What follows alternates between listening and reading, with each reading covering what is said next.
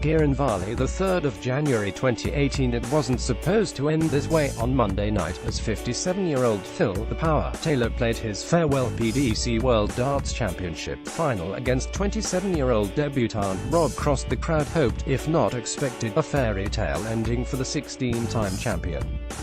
It didn't quite go to script. Instead, the younger man, who only turned professional at the start of 2017, won the final 7-2. At times the crowd seemed stunned into silence, with Taylor admitting afterwards that he had been outclassed. "It was like an old man against a young man, it was a mismatch. That's it for me, because I haven't got the energy or interest to beat Michael van Gerwen at Cross," he told interviewers. Well, he might have to settle for a watch, rather than a trophy on his retirement.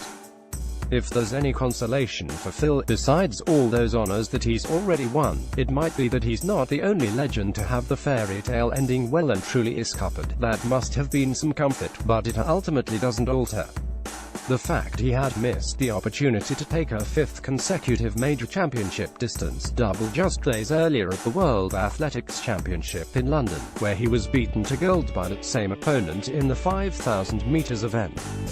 To be fair, he did win gold in the 10,000 meters at the same championship, but anyone hoping for a repeat of London 2012, where Mo won 2 gold medals, will have felt disappointment on his behalf.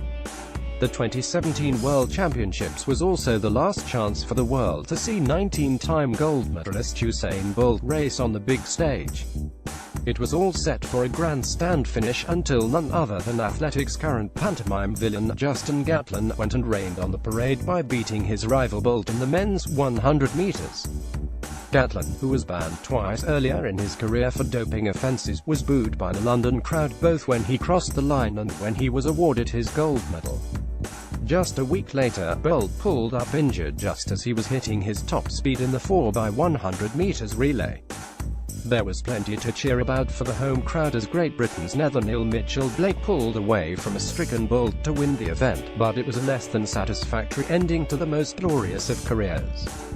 Legendary Juventus and Italy goalkeeper Gigi Buffon said a rather sad farewell to his international career in 2017 with a chastening 1-0 aggregate defeat to Sweden, which saw Italy fail to qualify for the World Cup for the first time since 1958. He had previously confirmed he would retire after the 2018 World Cup, but it all ended in tears, literally, after a particularly torpid display against the Swedes.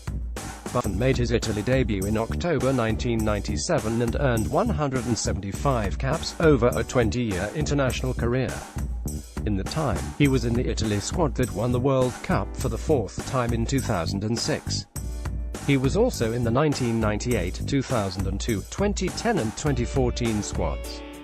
An Olympic silver medal is not to be sniffed at, but it didn't quite give the perfect fairy tale ending fans were hoping for when Jessica Ennis-Hill bowed out of the heptathlon at the 2016 Rio Olympics.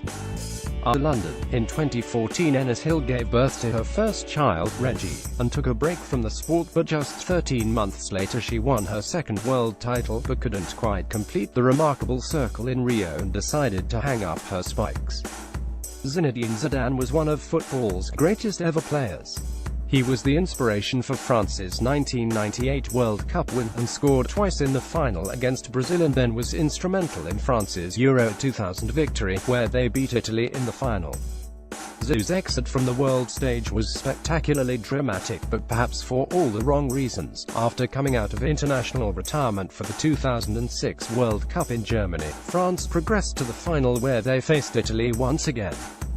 With the scores tied at 1-1 in an extra time, Zidane was involved in a verbal exchange with Italy's Marco Materazzi. He then turned around and launched a headbutt at the Azzurri defender's sternum. He was dismissed in the 110th minute with a straight red, and Italy won the game 5-3 on penalties. Zidane had scored an audacious penalty in the first half, before a headed goal from Materazzi. Oh, the irony had brought things level.